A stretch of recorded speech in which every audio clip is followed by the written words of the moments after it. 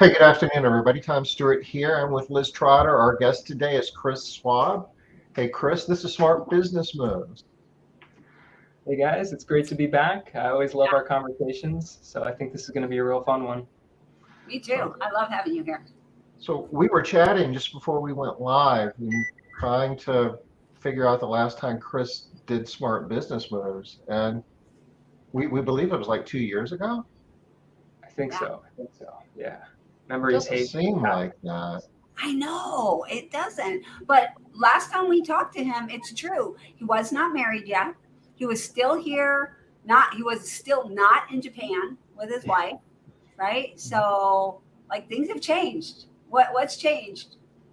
Well, it's so funny, like we're coming up on our 2-year anniversary now, but we're a very chill couple. So it feels like we're still learning the whole husband-wife thing, and we're still transitioning slowly from boyfriend-girlfriend to husband-wife. So the paperwork changed, but our relationship is still really good, still really like wholesome, I guess you could say, and we still have like the same kind of dynamic, but we appreciate each other a lot more because we're apart so long. So now like every evening we're together, it's like really sweet. So I think there's just like a new level of appreciation for each other. I think that's kind of the big change. Well, That makes sense. How long were you guys separated or separate? Not separated, but separate? Almost 2 years. So I was thinking, gosh, maybe good advice for people that need to strengthen their relationship, but maybe not. 2 years, maybe not. No, that was quite involuntary. Yeah, a couple months apart to make you appreciate each other, I think that's good. A couple years, that's pushing it.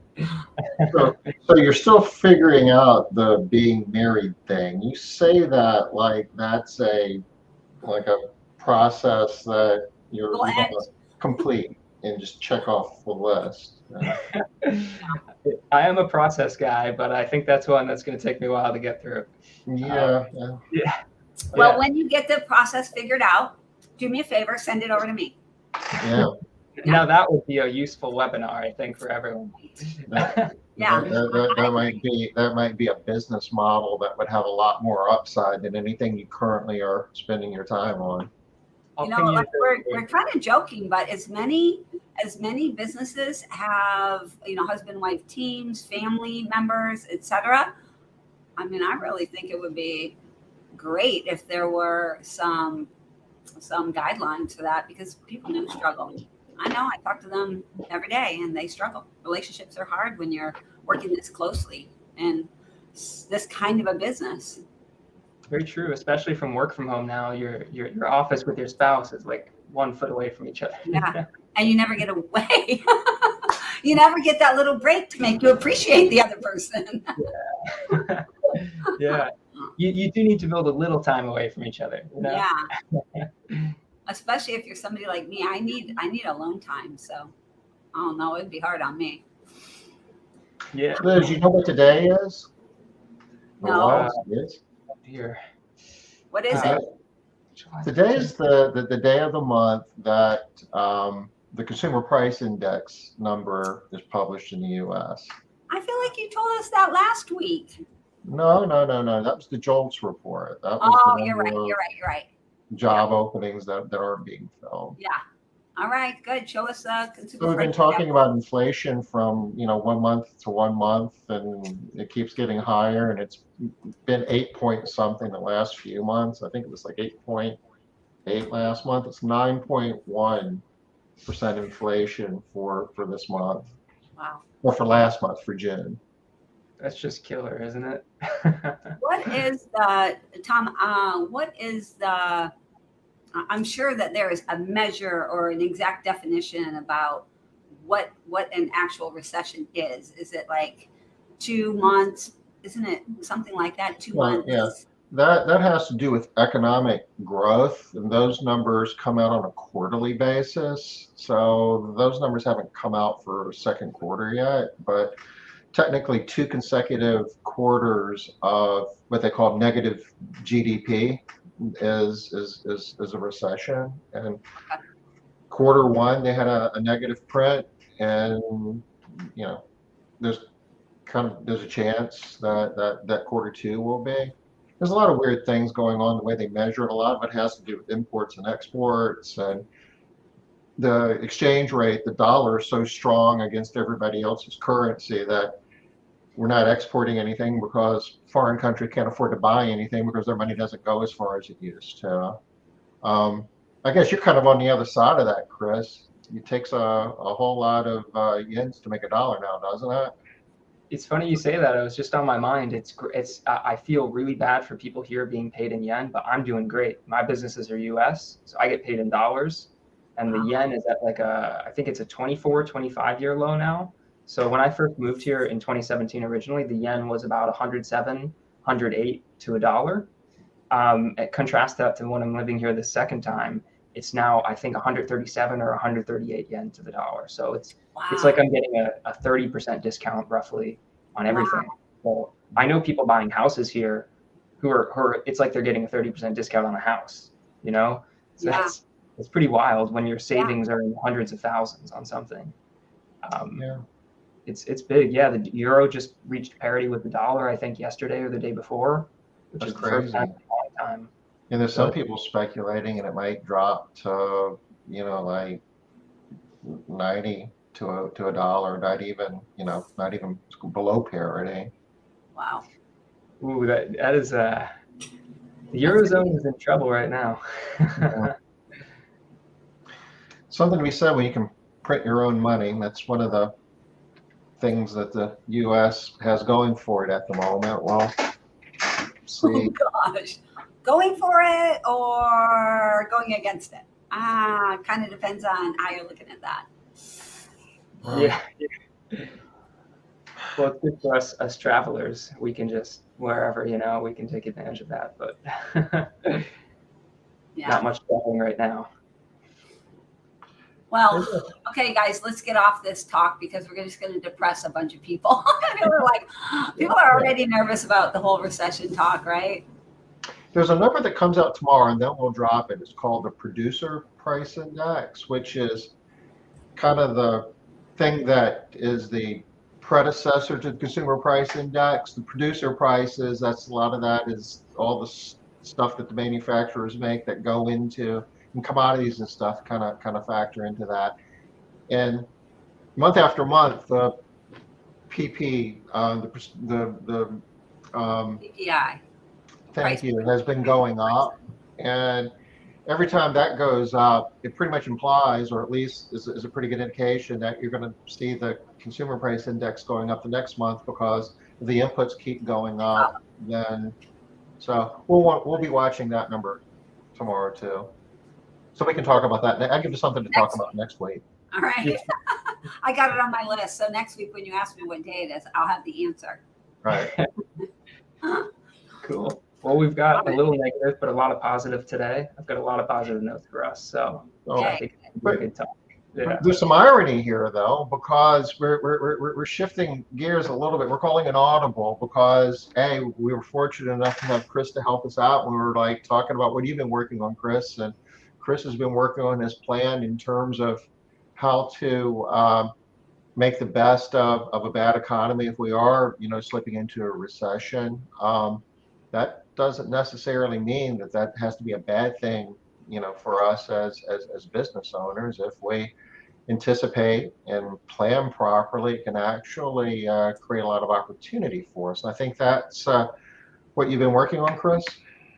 Exactly. This really came out of a need in my own cleaning business. Me and my management team, of course, we speak every day and every week about what's going wrong, what's going right, and for us, there's just this kind of constant presence of negative news right now. I know the news is always kind of negative, but in particular, everyone is talking about a global recession, and so in our cleaning groups that we're all in, everyone's talking about a recession, a hiring crisis, and so on, and so.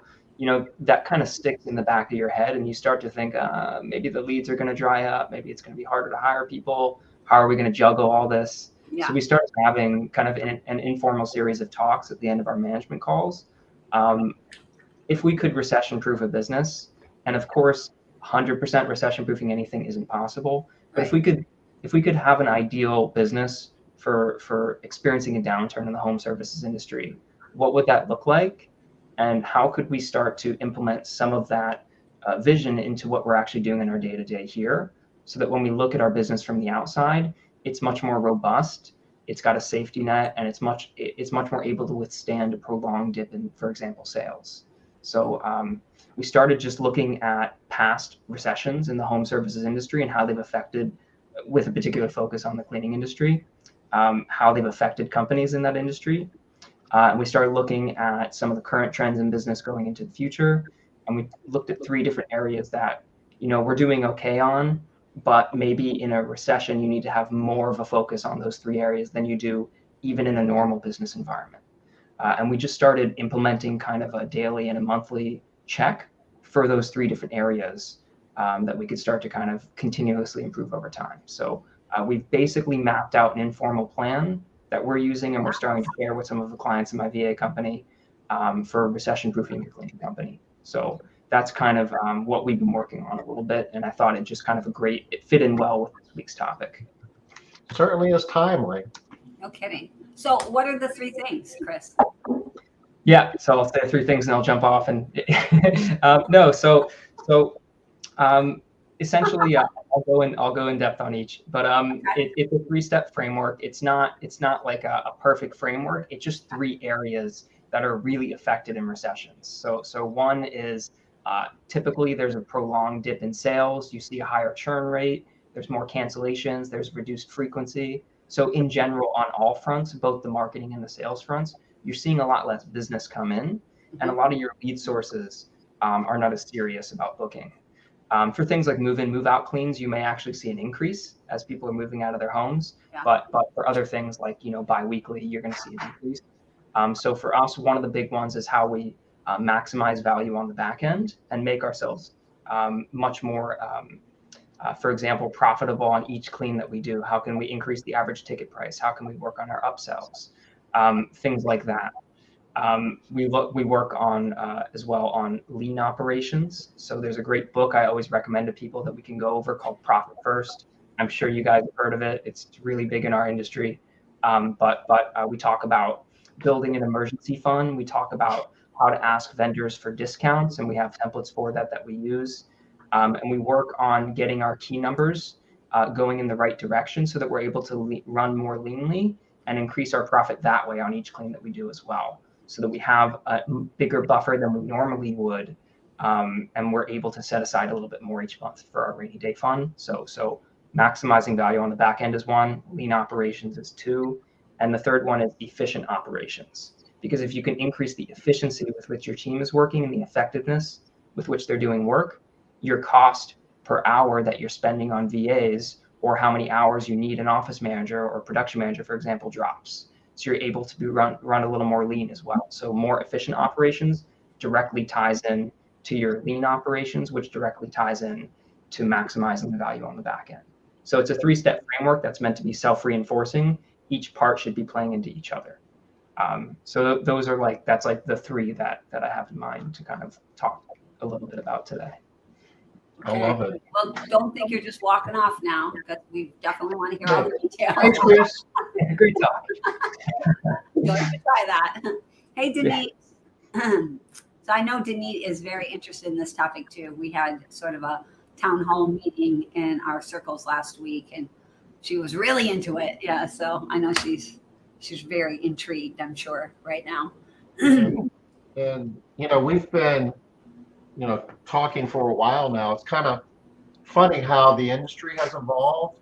There was a time that house cleaning companies would compare their performance based on top line revenue. How many homes do you clean? What's your, are you $1 million company or not? And all that's awesome, but at the end of the day, it's about the bottom line. Is what we really are doing this. And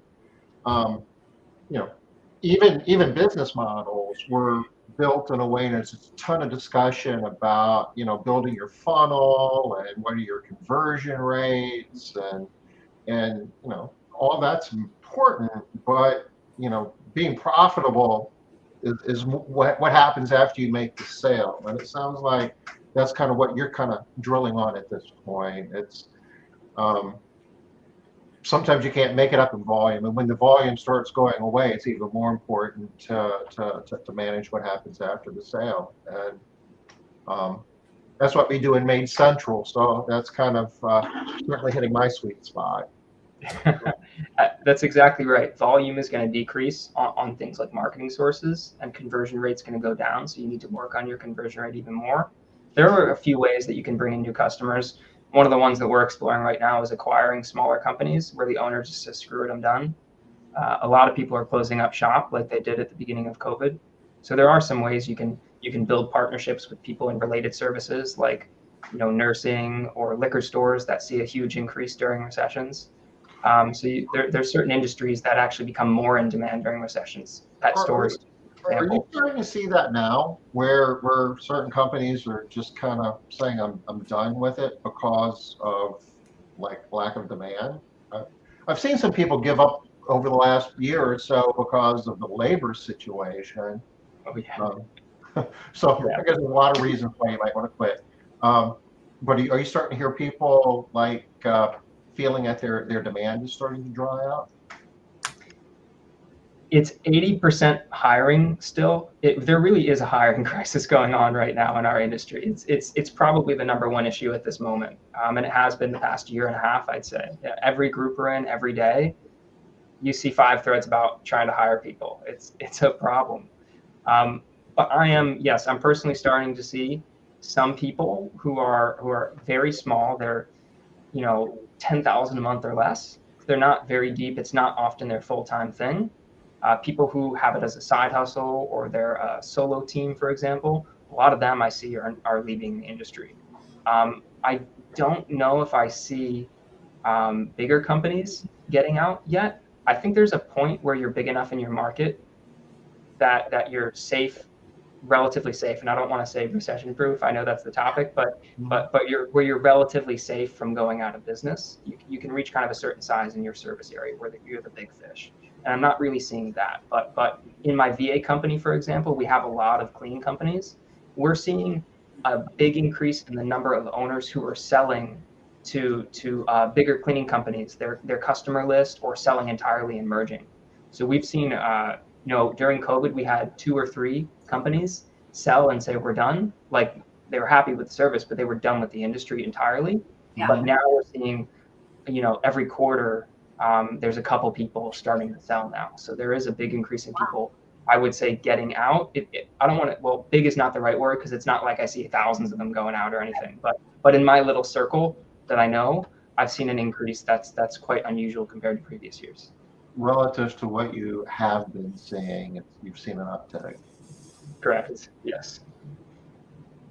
How about in your world, Liz? Have you seen any of them? I guess I'm asking because I really haven't. Not to say that it isn't happening. I'm sure it is. And if you're seeing it, I've been looking for it. I've been looking at data. I've been trying to see if there's been like a diminution of demand, and I've heard some people speculating about it and saying that they think they've lost some demand, but I haven't seen any data yet. I think it's coming.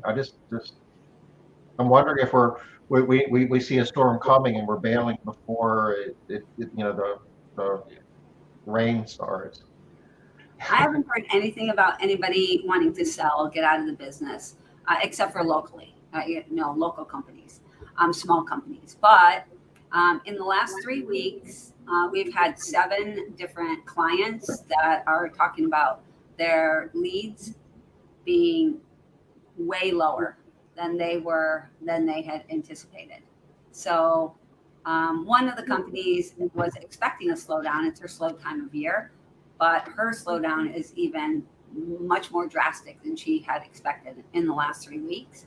So we've got about 7 companies that are, so not a lot, but and it's only over a last 3-week period. So, I don't really know. I don't really have anything more than that. It's like this tiny little sliver of info. It's very tricky to know right now. It's so early. So there's very possibly a storm coming, but I think the cool thing that you're going to be sharing with us here, Chris, is even in good times, you can be more profitable if you're like efficient ops, lean ops, and maximize value. It seems to me that these are business practices you'd want to adopt regardless of the economic conditions. Yes. If people, I'd love to just maybe mention a little bit of the research for 2 minutes, if that's okay, because interesting. If you guys have a chance this evening or over the next few days, there's a couple different reports on past recessions in the home service industry and growth in the home service industry, which are really fantastic to look through. Okay. The Department of Labor and Harvard case studies, they're a good source for kind of like national level statistics around recessions, but they're not really good for our industry specifically. But Home Advisor and Angie, when they were two separate companies, they did separate reports. Home Advisor, I think one was in 2018 and Angie did one in 2020 on past research into how recessions have actually affected the home service industry and what the total market growth is going to look like over the next few years with or without a recession. So if you search Angie Home Advisor recession report, I forget the exact name of it, but if you search that, it will come up. It's a really detailed breakdown into our industry, and there was a lot of good insights around demand, around frequency, and other kind of tidbits that we can actually really work with. And they've been a really good source. I know they're probably the most annoying people in the world to call you besides Yelp, but they're in the home service industry as well, right? So getting leads from them is number one because they're trying to sell it to us. So they have bigger numbers. They have a lot of data, so I love that. And we're just individuals, but they have a whole research team that did a lot of research into this. So take a look at their report because it was very informative for us in our meetings with my team. A couple. Am I okay to share a couple things? Or? Tom's already like Googling. Yeah, while we're here, please. Sorry, I didn't mean to take over. I just thought this is it's really interesting. No, honestly, I would much rather hear you speak than listen to myself or Liz. I mean, we hear ourselves all the time. That's why you're here, Chris. Yeah. We haven't heard from you in 2 years, Chris. Come on. Yeah, it's been a while. Get us up to speed. I've been a bit of a ghost in the industry recently. Just enjoying life. Nice. So I guess do you guys, you want me to start with some negatives or some positives? Whichever one that you want to talk about, that's where I'm going. Cool. Let's get the negative out of the way. Because then we're going to go with the positive and all the plan that we have. So, all right. And we'll end on a high note. Yeah. Exactly. Yeah. We started on a bit of a negative one, so let's get it out of the way and rip the Band-Aid off. So they're in the reports, the ones that I just mentioned. There were a couple things that I think are really important for informing your marketing strategy, informing your sales strategy, and how you talk with clients about service. So one of the big ones, which is kind of the ones that we all expect, is that there is a prolonged dip in sales, particularly for residential. There's less of a dip for commercial, I think, because there's contracts in place. Stability is a lot more important. But there is a pretty sustained dip in residential sales. But compared to other industries, what's interesting is the home service industry as a whole, they didn't have data specifically for cleaning on this, sees less, what would you say? It's less purchasing behavior change compared to other industries. So there is a dip in home service sales across the board, painting, lawn care, cleaning, everything. But compared to other industries, it's more protected during a recession. And it's actually, the cleaning industry in particular is one of the fastest growing of all industries that the Department of Labor ranked. So they have a rank list every year of the fastest growing industries, and specifically cleaning was one of the top ones. So between cleaning growing still and being somewhat protected from a recession compared to other industries, we're actually in a fairly good place to actually continue thriving and growing, even if there is a downturn. So wait, this is the negatives, Chris? You're giving us the negatives right now? I'm loving your negatives. Wait to get to the good part. I know. I'm trying to put a little icing on the top, Okay. So here's a negative. Here's a positive aspect to it, Okay. That is interesting. I mean, there was a time that house cleaning was considered a discretionary purchase, and I guess it's all relative, but I mean, like really, like maybe just a luxury. That was one of the first things you're just going to give up if money gets a little bit tight. And I'm curious. It seems like as time goes on, that's being shifted more and more to, I'm not going to clean my home any more than I'm going to be changing the oil in my car. I don't know how to do either. It's not an option. I'm going to have to hire somebody. You'll find this interesting. It's just a side note, but I thought I'd mention it. It was either a Harvard or MIT Business School case study, but they looked at the 9 past recessions in the U.S. And the home service industry progressively with each recession got less impacted. So if you go back 9 recessions, the home service industry got hit really hard. You go back 7 recessions, it got hit hard, but a little less hard. You go back 3 recessions, it barely got hit at all. You go back to the minor one that we had during the COVID pandemic, and we grew. So the home service industry is getting more and more resilient decade after decade to downturns. It's just a really interesting side note that we're actually thriving despite everything going on in the world.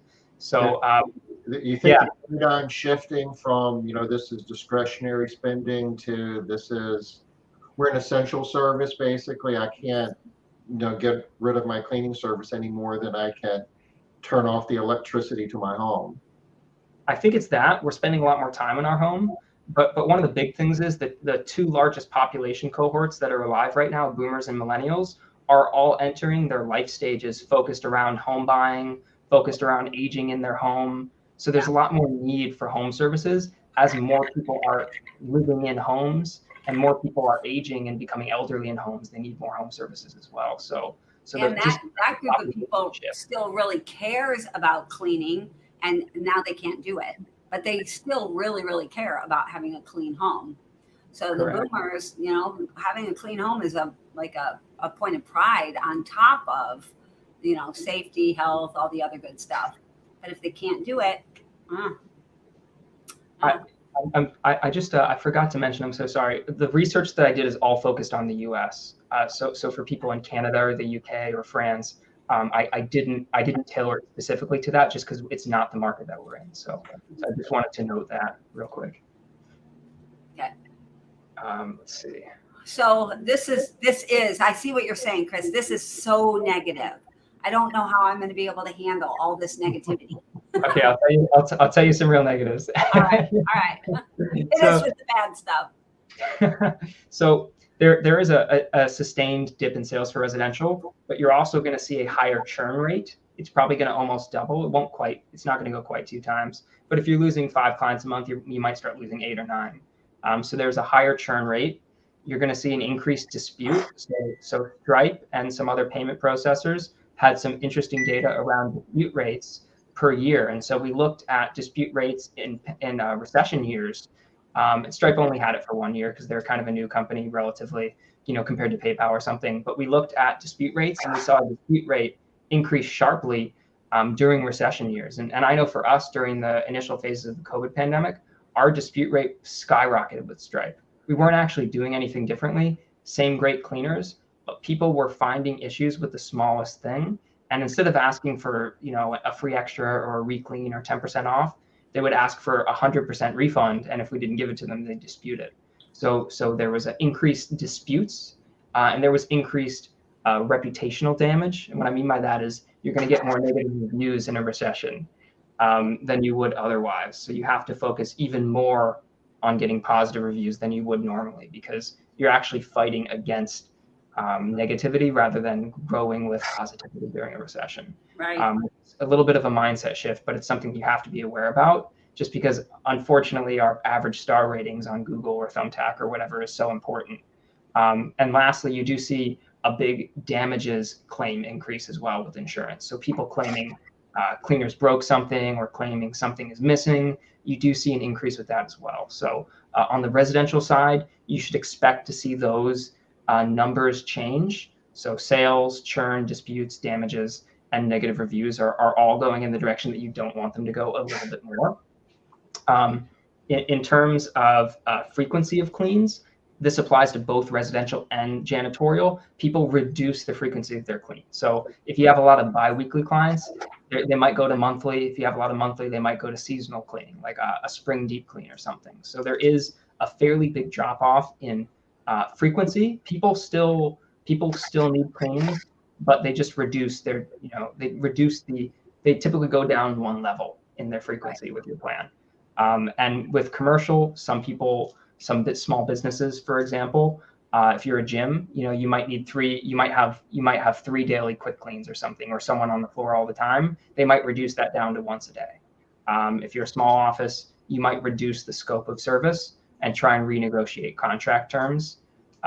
So there is some renegotiations that go on commercial, and there's also a decrease in frequency that goes on with commercial, but it's far less pronounced than it is with residential. So commercial is a little bit more recession-proof, if you will, than residential. Sorry. I wonder if that's going to be true in this recession, though, just because the commercial space is that the landscape is so much different now since COVID, right?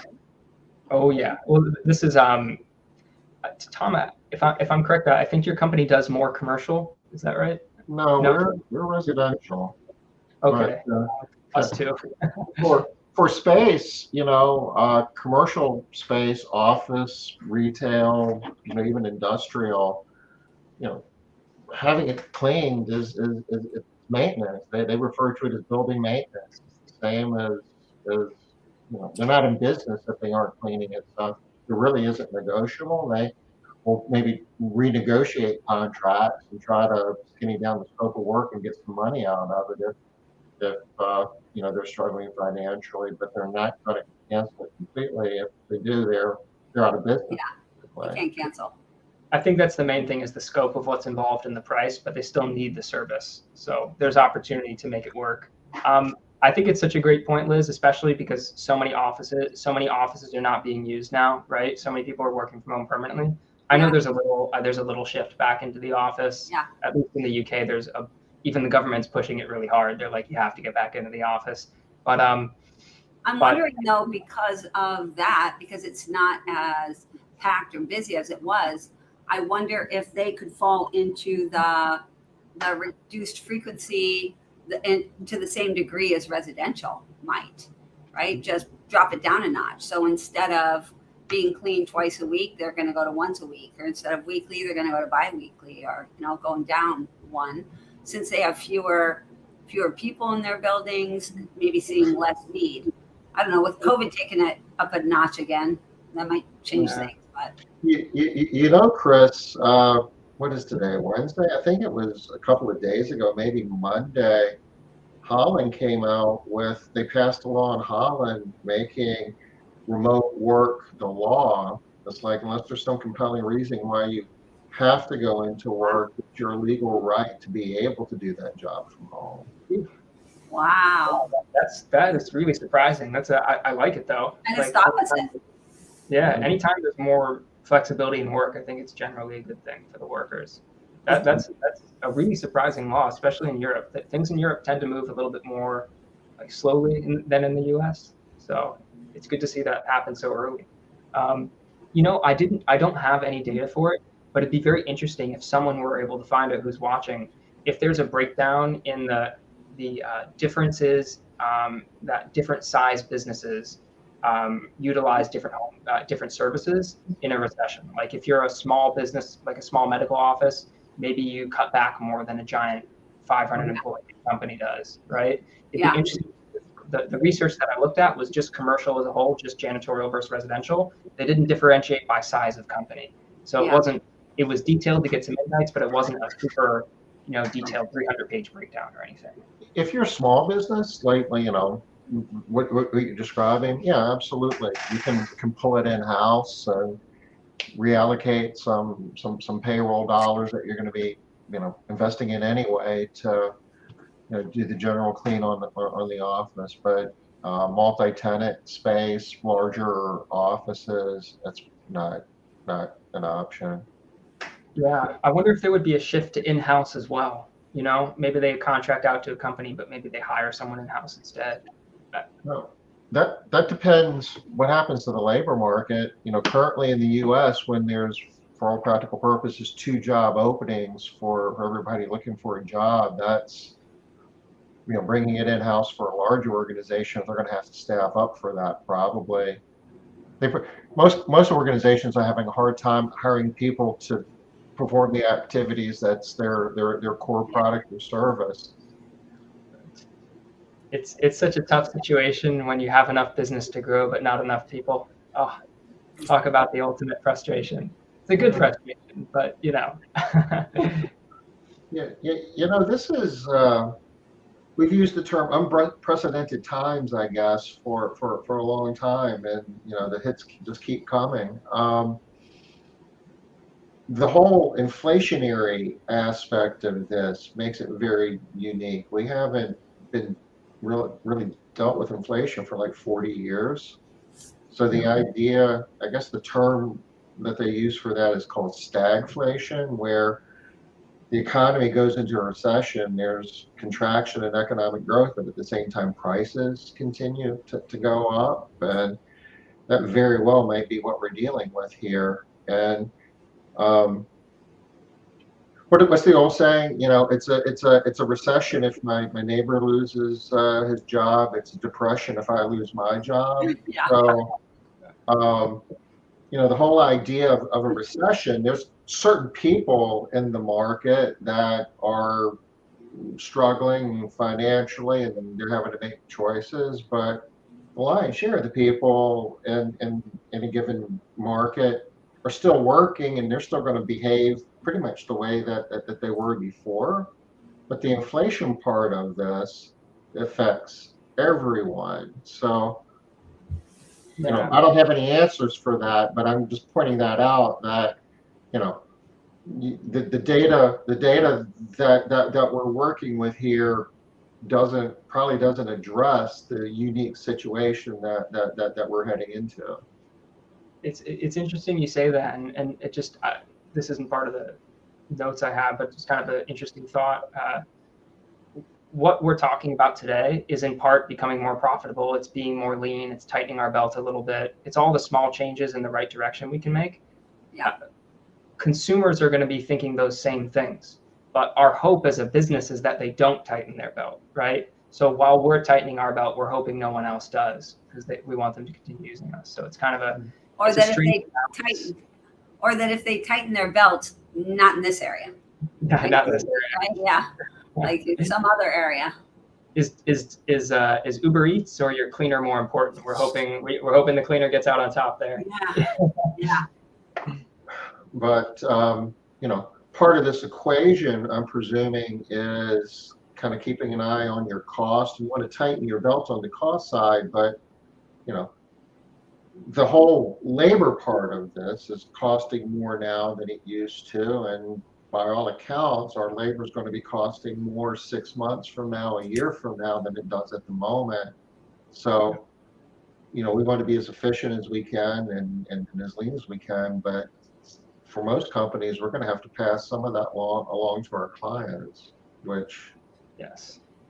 Well, I really want to hear more about some of your thoughts around lean operations and specifically lean operations, but also efficiency and what kind of maybe percentages are you looking at making? How much of a change have you been able to see or make, or what are your ideas? You use the term efficient ops and lean ops, if I got that right. Can you maybe just explain the difference between the two? Good catch. I differentiate between the two, but in reality, they're not. They're kind of two sides of the same coin, two different sides of the same coin. The way I'm defining lean operations is profitability. It's your actual bookkeeping numbers. It's how you're able to run your business with as little operating expenses as possible while maximizing the dollar value that you're bringing in. So there's a bigger difference between your operating expenses and your profit. So when you talk about operating expenses, you're talking about your non-direct labor costs. Correct. It's your software cost. It might be the cost. You could include cost of supplies, inventory, gas. You can include that too. But your base wages of cleaners, for example, it's probably not going to change that much if you're still as fully booked as possible. So you look at each individual cost, but I presume you would look at them in aggregate. You mentioned software costs. I'm sorry, I'm sensitive to that. I see companies like trying to, be more profitable by lowering their operating costs by going cheaper on their software, and in doing so, they're spending 5 times, 10 times more than what they're saving on software and other expenses. So yes. So this is where the balance comes in, and you guys will like this one for. So I'm not throwing you under the bus, don't worry. Actually, one of the things I want to touch on is software and tool expenses.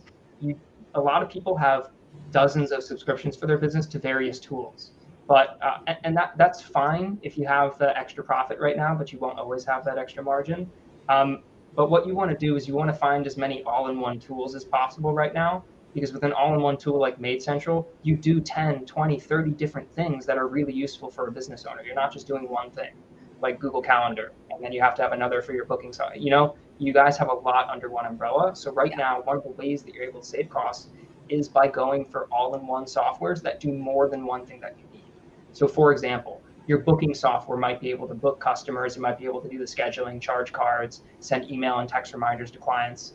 That's one great tool that does 5, 10 different things. Another one is, don't go with something basic like MailChimp for your email automation. Go with something more powerful like ActiveCampaign, which is like a whole marketing automation software. It's not just emails. They have funnels that you can build in there. They have text campaigns that you can build out, right?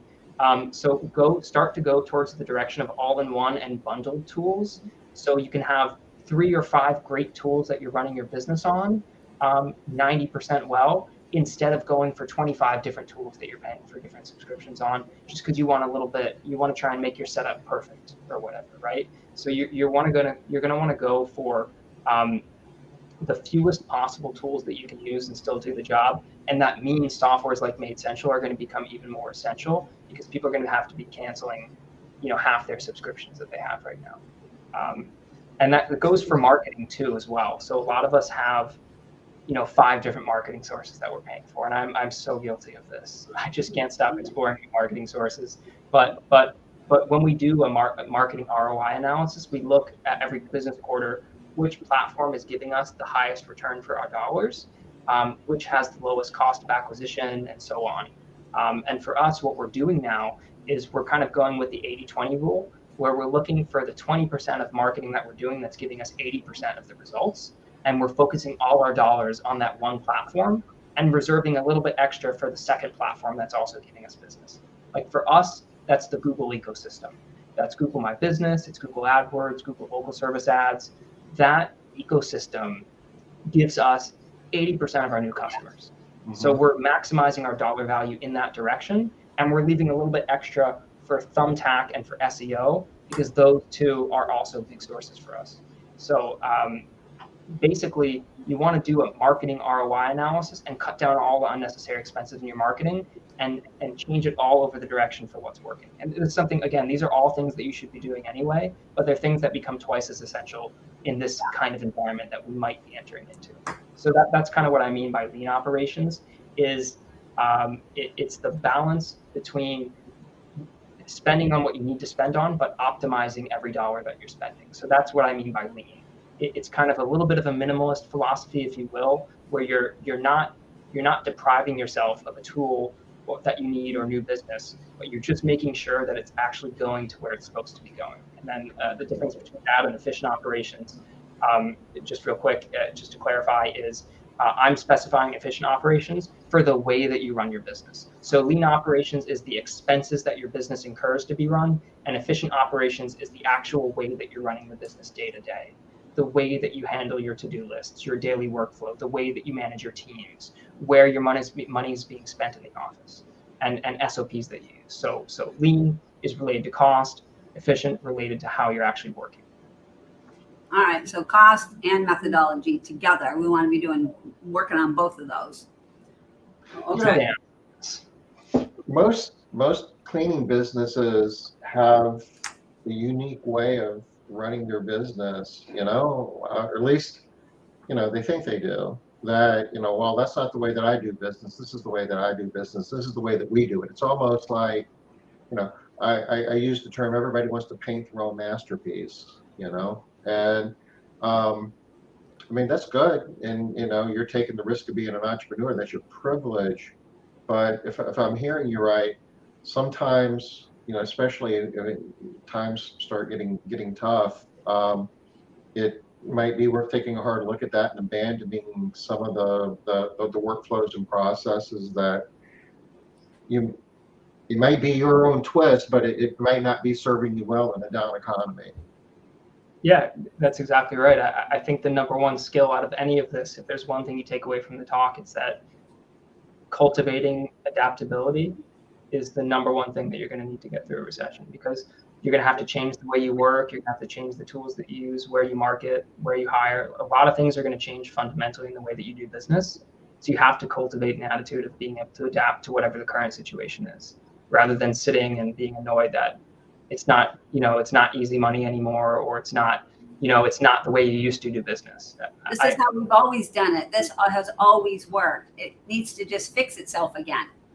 Exactly. Yeah. It's really hard to get over that initial inertia, but once you do, it feels really good to put those changes in. I just went through a period of my VA company of that. We were very comfortable with the way we were doing business, and our onboarding process and the way that we hired VAs and everything. But we were hitting some pretty hard limits to growth, and we found that there was a client VA ratio that we had at that time where we couldn't really exceed that without the service declining in quality. And so we would grow, and then people would drop off, and we'd grow, and we couldn't break this balance. And it's because we got comfortable with our daily workflow and the way that we did things and the way things were set up.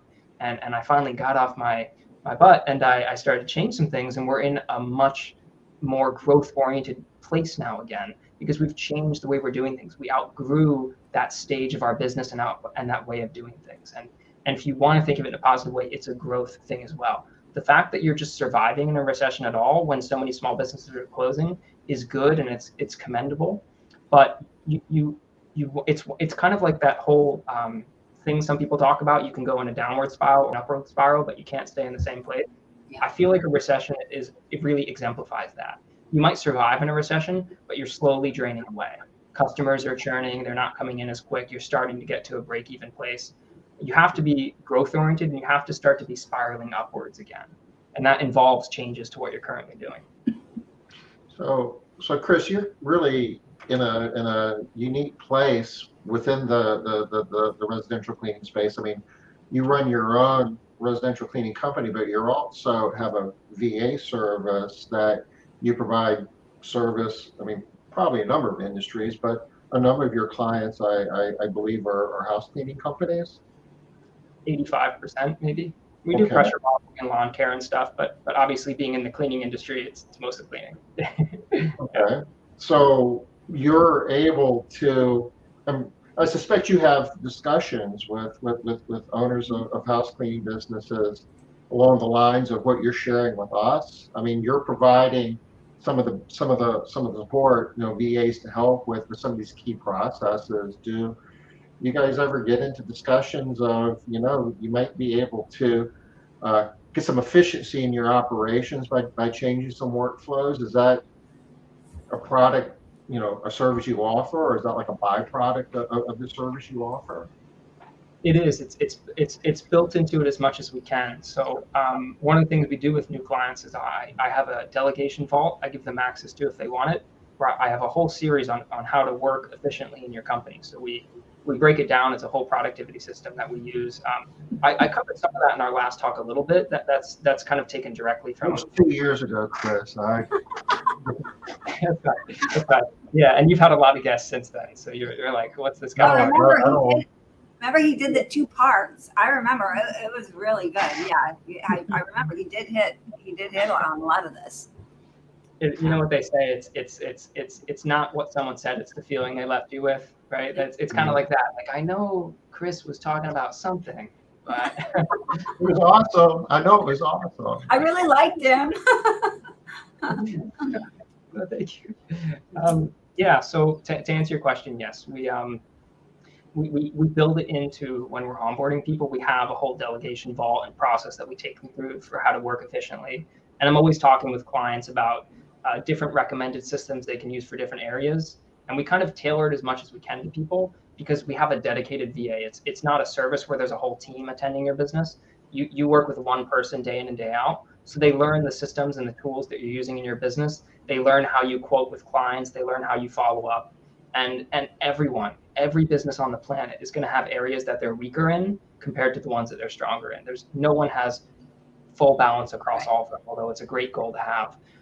And so we make suggestions. We do check-ins with client at day one, week one, month one, at the 1 year anniversary. We do check-ins at different points, and we make suggestions based on the way their VA is working. We say, hey, look, we don't want to tell you what to do in your business, but here's 3 areas that we'd love to help you on. These tool for this, tool for that, a way of doing this. If you implement these, we really think it's going to be really positive based off what we're seeing in other markets in your industry. So we do provide that. It's kind of informal. It's not like a course you can buy. I have the local business MBA, which has all my systems and stuff, but it's not just systems, right? It's just, that's a part of it. But it does sound like some best practices that you're recommending to people, like people that are successful. We see them using this. We see them doing this. Yeah, all the time. We don't want to just be like a middleman. We want to be the way we view it, we're kind of it's a long-term partnership with each client. I sincerely, I mean that. That's the way we view it. It's not just a client that we're billing every month. It's a partnership. We want to be with you guys for 10 or 20 years if we can, right? And so we want to integrate ourselves and work with you closely. So if we can help, not just on sales and marketing and daily operations, if we can help you get set up and running more efficiently, if we can save you more money than you're spending on us, that's a wonderful place to be in that relationship. So we're always trying to make ourselves as useful as possible in different areas. So do you ever, I guess my experience, a lot of times, I mean, everything you're sharing with us here at a logical standpoint makes all the sense in the world. But when you really get into making tough changes within your cleaning business, a lot of times there's fear and emotion and a lot of other things going, that you're competing with. What can you share with us in the last few minutes that we have here to help people take what logically makes sense and actually fight through the other things that get in the way of actually making it happen? So you're wanting a little bit more kind of business philosophy, mental side of things? Well, yeah, what you're saying makes a lot of sense. I just, in my experience is you tell people something that makes sense. Yeah, that makes sense, but they're not going to implement it because it's hard or it's scary. I'm afraid I'm going to lose employees. I'm going to lose customers. Whatever I'm doing has worked so far. If I change it, it might not work anymore. And a good example is everybody understands logically that you need to raise your prices, right? Where the prices for everything's going up, we're probably going into a recession. You need to raise your prices. Everybody's like, yes, yes, yes. Did you raise your prices? Well, not yet because blah, blah, blah. Well, I have to wait. Well, I can't afford to because of this. I'm afraid I'm going to lose this. So how do you help people get over themselves, or do you? Sure. I can give a couple specific steps in a minute, but for me, this is more on the business philosophy side of things, and I know everyone has their own philosophy of doing business. Yeah. But for me, it's all about balance and efficiency. For me, and I promise this ties into your question. I won't go off too much off track. The reason I started my business, it wasn't to make a lot of money. It was to have as much freedom as I could in my daily life to do what I wanted, to travel, to be with my wife, and so on. And that necessitated a very efficient and lean operation. I couldn't be in the office 8 hours a day stealing the stuff. I had to be in the office, my computer, in my tiny little apartment corner. But I had to be in the office, so to speak, for an hour or two a day, because that's when my team were awake. So the nature of my lifestyle forced my business to adapt to me. And what I'm seeing right now is a lot of people are adapting to their businesses. And I think we need to reorient. We need to reorient ourselves in the right direction, and our business to start to be working for us again. So philosophically, what I mean by that is during a pandemic or during a recession, of course, they're different. One can tie into the other and so on, as they are partially with supply chains. But the mentality that you have to take in your business is totally different than in a normal environment. One of the things you can work on to be able to implement this work is to change your mindset just a little bit from being overly concerned about dropping every client that you can, and taking more of a numbers-based approach. So what I mean by that is, if you have let's say you have 100 biweekly clients, or just to make it super simple, like you have 100 biweekly clients, each client is like $120 every clean.